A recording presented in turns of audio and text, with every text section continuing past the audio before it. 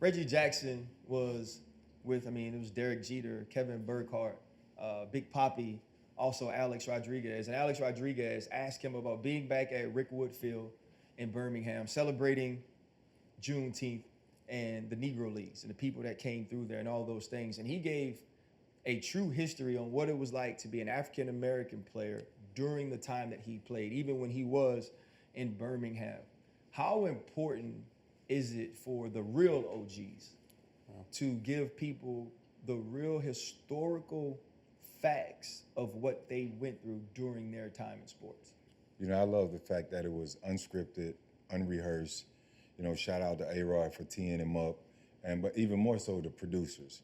You know, those producers, they had their AZ mode on, like Alicia, and just let them go. Like when we just let the guests go, they just let them go. And I think his answers, man, they were so authentic. He said, I wouldn't wish that on anybody. You know, it's just straight from the heart. And it wasn't too long ago. You know, that's the ugly truths of this country that a lot of people like to try to sweep on the carpet. But, you know, those are the truth. You know, those are the things that he endured and had to experience. We like to think of slavery and racism, you know, 100 years ago or whatever it may have been. But this was in the 60s. I couldn't imagine being an athlete, you know, alongside my brothers, especially in the locker room, you know how we are, going to a hotel, getting ready to spend the night just before a game, and they say, no, you can't sleep here. Or going to try to go out to have a dinner with my fellow teammates, and they say, no, nigger, you can't eat here. You know, all those things. So, you know, to hear Reggie Jackson's comments, man, it really took me back. You know, I can kind of visualize, you know, what happened in those things. And then the movie Life kind of popped up, you know, some more of a comedic side of it. I'm glad he was able to shine some light on it and bring it back to the forefront. How much stronger were they than the current athlete? How much better could Reggie and them boys have been if they didn't have to deal with that? When he was talking, when I watched that clip, I'm like, you have to deal with that and then go perform. And then even with 42, watching the Jackie Robinson movie, it's like he's dealing with that and still outplaying people.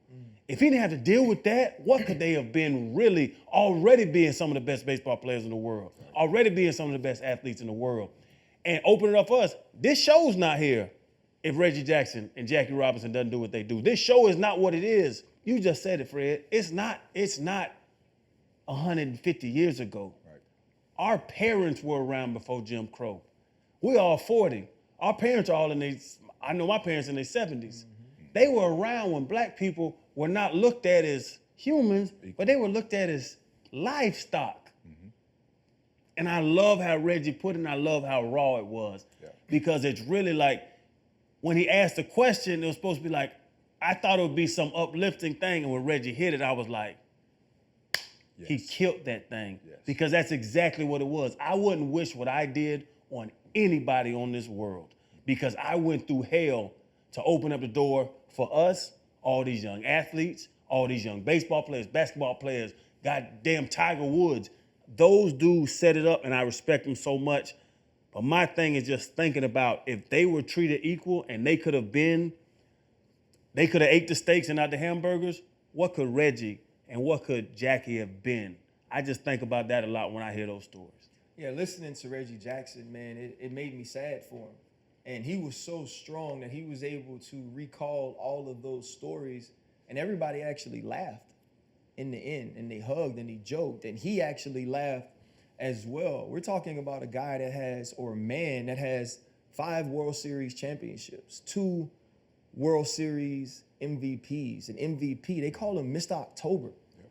And he played 21 years, so that spanned it from 67 on up. And think about what he said about being in Birmingham, that he had to rely on allies, right? He had people like his coach, Johnny McNamara in Birmingham. He had Charlie Finley in Baltimore. Those are the people that he needed so he could eat in certain places, so he could sleep in certain places. And that's why when we get to today and people like Fred, people like Channing, people like me try to explain that racism still exists, we're not explaining it so we can hate one another. We're explaining it so we can understand one another, so we can all move forward. And to hear him talk about the Ku Klux Klan killing 4 young black women and Life magazine writing a story about it made me think to myself, in 2015, Dylan Roof walked into a church in South Carolina and killed 9 black people, and they got him Burger King. So when they want to talk about slavery and they want to say that you're a race baiter, or they want to say that you're playing a victim, Reggie Jackson didn't play a victim.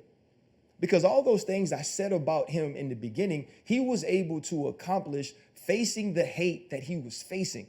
It didn't make him crumble and not become successful. It didn't put him in a spot to where he balled up and died. He still succeeded, but that doesn't excuse the treatment that he had to live through. And what I love the most about it is he could have used that moment to be fake. With as accomplished as he is, with the way that people see him, he could have talked about how great it was to be back and how far we had come. But he kept it real. And he said, without those people helping him, he would have been hung in an oak tree. That's how real it was for them. And yes, it is different now and we have progressed, but we still aren't in a place where it doesn't exist. And we need people like Reggie to continue being the OGs. And part of his sacrifice is us having this show. Right. And part of our responsibility to honor him is to talk about it as well in today's sports and in today's society.